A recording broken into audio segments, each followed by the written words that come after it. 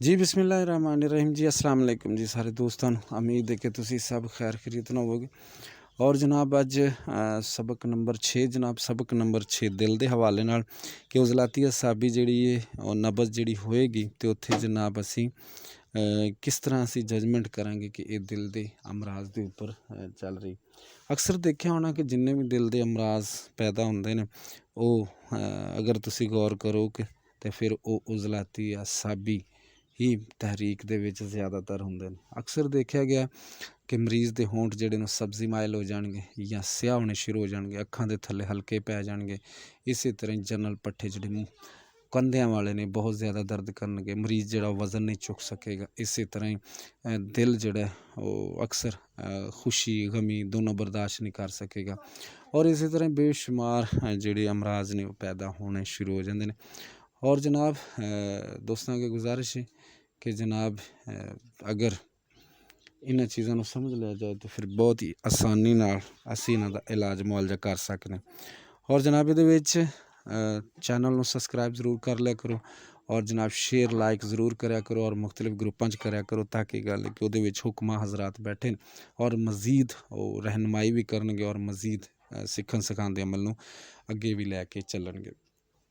इहदे विच ज़रा गौर नाल देखना, चारे उंगलां बराबर रखनियां ने और उस तो बाद आहिस्ता आहिस्ता उन्होंने उपर चुकना। पहलियां जिहड़ियां दो उंगलों ते जिहड़ी नब्ज़ महसूस होएगी ये जनाब उजलाती असाबी तहरीक की मालक, उजलाती असाबी तहरीक की मालक है, यानी खुश्की सर्दी वाली नब्ज़ है।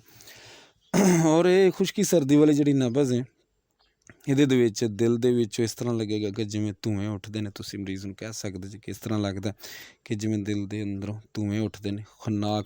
और इस तरह सरताने कलब इदा यानी कि कलब के अंदर फोड़ा बन जाना और जनाब दर्द दिल होना, यानी ये दर्द जिहड़ा दिल के अंदर महसूस होएगा। इस तरह दिल का सुकड़ जाना, दिल पूरी तरह पंप नहीं करता। तुहानूं कहंदे ना यार तेरे दिल की धड़कन बहुत कम हो गई और दिल की धड़कन जिहड़ी वो कम महसूस होएगी।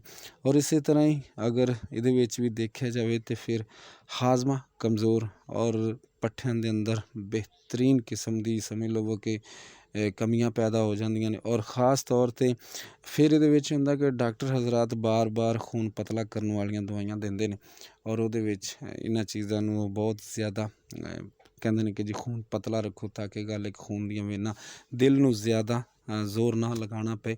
और जदों दिल ज़्यादा जोर लगाएगा तो पहले कमज़ोर हो गया और उहदे विच ये प्रॉब्लम हो जाती। इहदे विच हुण हुंदा कि इन्हां नूं जिहड़े लोग हुक्का पींदे ने, सिगरट पींदे ने, नशा करदे ने, भंग चरस इहो जिहियां चीज़ां का इस्तेमाल करते हैं। और बाज़ औकात जिन्होंने दिली को सदमा पहुँचता है या जिन्होंने लोगों को ज़्यादातर खून की कमी हो जाती या कोई चोट लग जाती।